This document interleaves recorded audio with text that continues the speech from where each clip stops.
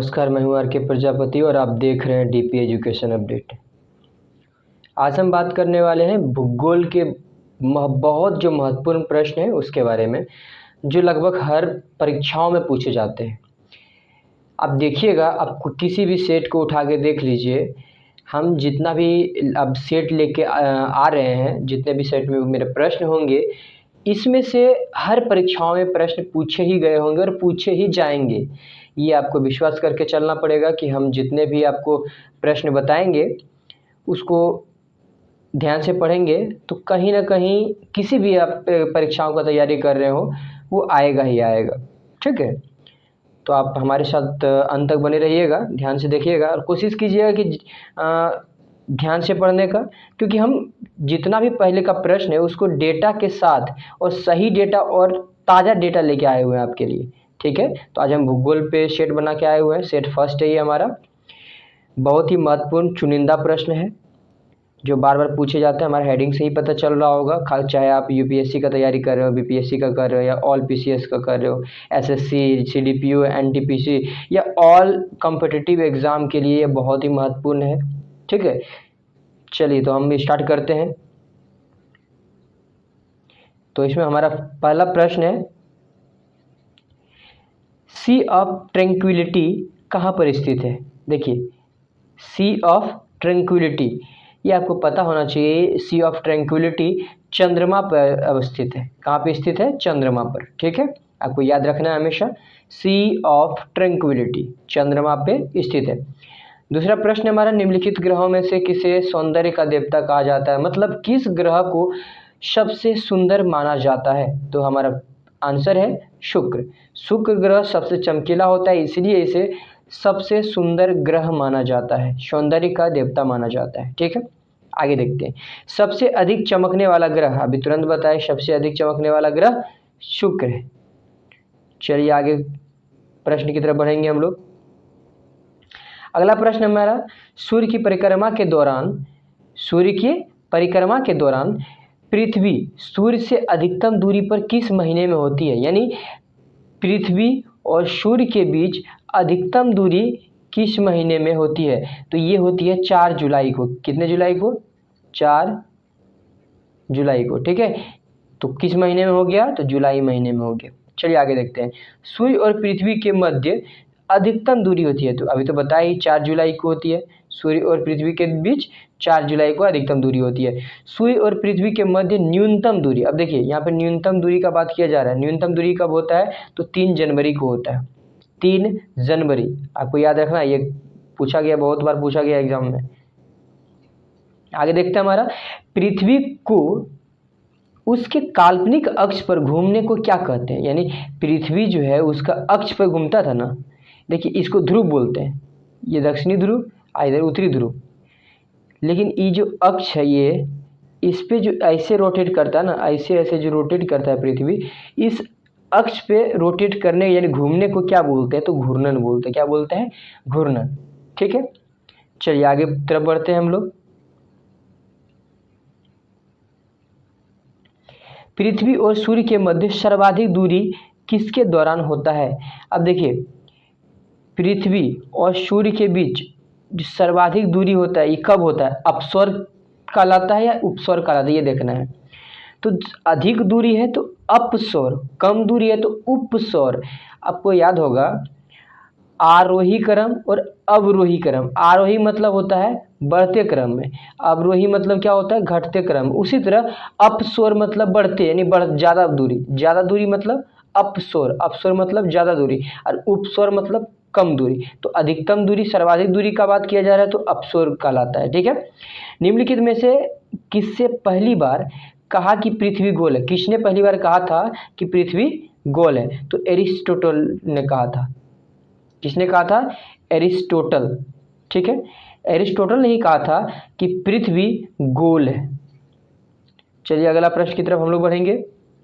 10वां प्रश्न हमारा, पृथ्वी की धुरी है झुकी हुई, कितना डिग्री पे झुकी हुई धुरी? अभी जो धुरी बताए थे 23.5 डिग्री पे झुका हुआ है, 23 इतना डिग्री पे झुका हुआ है। जैसे कि ये पृथ्वी है, ये क्या है, धुरी है। ये उत्तरी ध्रुव बोलते हैं, इसको दक्षिणी ध्रुव बोलते हैं। तो ये झुका हुआ है, ये एग्जैक्ट देखिए, ये एग्जैक्ट नहीं है, ये इधर से झुका हुआ है ना।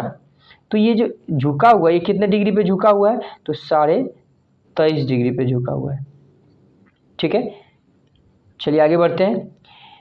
इसमें से या इसमें पृथ्वी के अलावा अन्य जीवन की संभावना है, क्योंकि वहां पर पर्यावरण के लिए बहुत अनुकूल है। अब देखिए, इन कौन सा ग्रह पे पृथ्वी के ही तरह जीवन संभव है, यानी पर्यावरण वहाँ का जो है हमारे अनुकूल है, तो वो मंगल ग्रह पे। कहाँ पे, मंगल ग्रह पे जीवन संभव है। अब इस पे रिसर्च चल ही रहा है।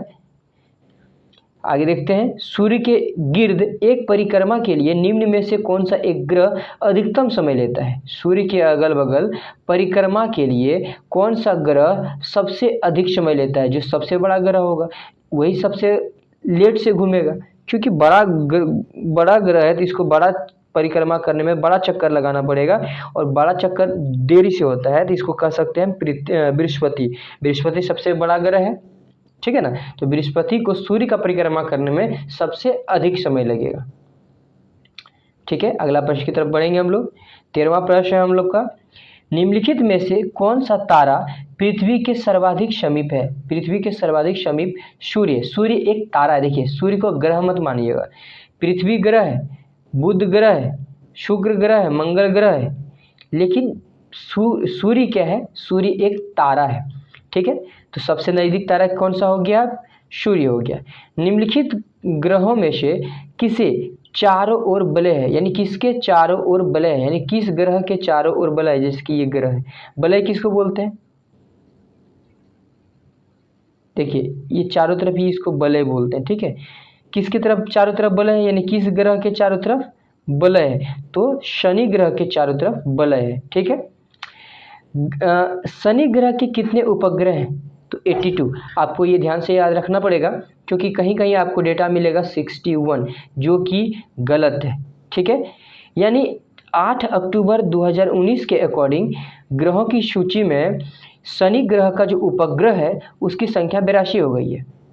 ठीक है, कब, 8 अक्टूबर 2019 के बाद। ठीक है, ये गलत डेटा आप याद मत कर लीजिएगा कहीं कहीं से, ये हम फैक्ट डेटा लेके आए हुए हैं और एकदम अपडेट लेके आए। इसी वजह से बोलते हैं हमारे चैनल को आप सब्सक्राइब करके रखें, क्योंकि हम जितने भी डेटा लाएंगे वो लेटेस्ट लाएंगे और अपडेटेड लाएंगे। ठीक है, जैसे कि आपको परीक्षाओं में जानते हुए भी गलत कर देते हैं, उसकी चांसेस कम हो जाएगी। ठीक है, आप हमारे चैनल को अभी तक सब्सक्राइब नहीं किए तो सब्सक्राइब कर लें, लाइक और शेयर तो करें ही करें, क्योंकि आप जो गलती कर सकते हैं वो आपके दोस्त गलती ना करे, आपके भाई बहन गलती ना करे। इसलिए आप कोशिश कीजिए कि इस चैनल को ज़्यादा से ज़्यादा शेयर करें और सही चीज़ों को तो उन तक पहुंचाएं। चलिए आगे देखते हैं, शनि ग्रह के चारों ओर पाए जाने वाले वलयों की संख्या है, जिसके अभी तुरंत हम शनि ग्रह बताए थे। इसके चारों हम क्या बताए थे अभी, इसके चारों ओर वलय है ना, इसके चारों क्या है, वलय है। इसकी संख्या कितनी है, इसकी संख्या 10 है। शनि ग्रह के चारों ओर जो वलय है, ये शनि ग्रह है, इसके चारों तरफ ये जो वलय देख रहे हैं ना, इसकी संख्या 10 है। कितना है, 10। चलिए आगे देखते हैं, निम्न में से किस ग्रह के चारों ओर अस्पष्ट वलय है। अस्पष्ट वलय किसके चारों ओर है, शनि के। अभी तुरंत बताया शनि के चारों ओर क्या है, अस्पष्ट वलय, ये इसकी तरफ चारों तरफ दिखाई पड़ता है वलय। ठीक है, चलिए आगे देखते हैं, यूरेनस की खोज किसने की थी। किसकी खोज, यूरेनस की खोज हर्शेल ने की थी। किसने, हर्शेल ने। यूरेनस की खोज हर्शेल ने की थी।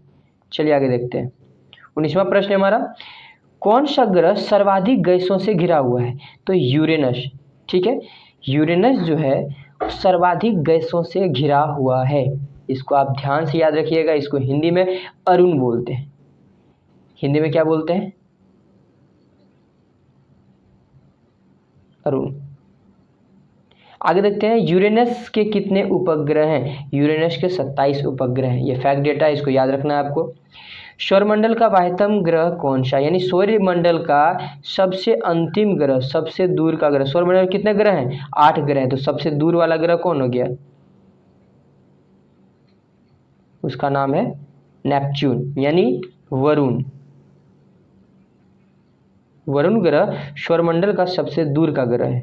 ठीक है, अगला प्रश्न की तरफ हम लोग बढ़ेंगे। अगला प्रश्न है हमारा, कौन सा खगोलीय पिंड रात की रानी कहलाती है? अब देखिए, रात में जो ज़्यादा प्रकाश करेगा उसी को ही रात की रानी कहेंगे ना। ये खगोलीय पिंड का कोई ग्रह या उपग्रह की जरूरत, मतलब स्पेशल बात नहीं कहा गया है। तो सबसे ज़्यादा ग्रह उपग्रह में सबसे ज़्यादा रात को लाइट कौन करता है? तो चंद्रमा करता है। तो हमारा सही आंसर क्या हो गया? चंद्रमा। शांत समुद्र और तूफानों का महासागर, शांत समुद्र और तूफानों का महासागर निम्न में से कहाँ स्थित है? तो चंद्रमा पर शांत समुद्र और तूफानों का महासागर है। यानी तूफान जब आता है चंद्रमा पे तो धूल ही धूल आपको दिखाई पड़ेगा, यानी इसको इसलिए बोलते हैं तूफानों का महासागर। पृथ्वी के निकटतम दूरी पर स्थित ग्रह है, यानी पृथ्वी के सबसे नज़दीक में कौन सा ग्रह है? तो शुक्र ग्रह है। देखिए, अब इसका हम बता देते हैं कैसे कौन है। यहाँ सूर्य मानते हैं, ठीक है, सूर्य क्या है? तारा है, यानी स्टार मान लेते हैं, ठीक है। उसके बाद बुध है, उसके बाद शुक्र है, उसके बाद पृथ्वी है, उसके बाद मंगल है, उसके बाद बृहस्पति है, शनि, अरुण, वरुण, ठीक है। आगे देखते हैं। तो सबसे नज़दीक हम क्या बताए थे? ये अर्थ है, ये लिख देते हैं, ठीक है। ये अर्थ, अर्थ के नज़दीक में क्या कौन है? ये शुक्र,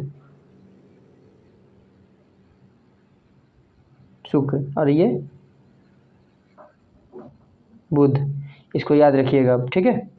चलिए, अगला प्रश्न है हमारा, पृथ्वी के निकटतम दूरी पर स्थित है कौन है? शुक्र है। ये तो हो ही गया था। आगे देखते हैं हम लोग। अगला प्रश्न है, निम्नलिखित में से किस ग्रह को सुबह का तारा कहा जाता है? यानी सुबह और शाम का तारा किसे कहा जाता है? शुक्र ग्रह को सुबह और शाम का तारा कहा जाता है। आप ऐसे ही अपडेटेड वीडियो देखने के लिए, अपडेटेड प्रश्नों के लिए हमारे चैनल को सब्सक्राइब करें। हम हमेशा आपके लिए अपडेटेड वीडियो लेके आते हैं, अपडेटेड प्रश्न लेके आते हैं। और अभी तक आप लाइक नहीं किए तो हमारे चैनल को पहले लाइक कर लें, कोशिश करें ज़्यादा से ज़्यादा लोगों तक शेयर करें, जिससे कि हमारा भी मनोबल बढ़े, ठीक है, और आपके लिए बेहतर से बेहतर प्रश्न को कलेक्ट करके लेके आए, ठीक है। और ये सब बहुत ही इंपॉर्टेंट प्रश्न है, यहाँ से आप तैयारी करके रहेंगे तो हर एग्ज़ाम में, चाहे किसी भी चीज़ का, यूपीएससी बीपीएससी लेवल तक का एग्ज़ाम जाइए या कोई भी पीसीएस का, स्टेट पीसीएस का एग्ज़ाम दीजिए, उसमें हमारा प्रश्न आएगा ही आएगा, ठीक है। कोशिश कीजिए आप इसको सब्सक्राइब करके ऑल नोटिफिकेशन वाला बेल आइकन दबा दीजिएगा, ठीक है। यहाँ तक बने रहने के लिए बहुत बहुत धन्यवाद आपका। Thank you.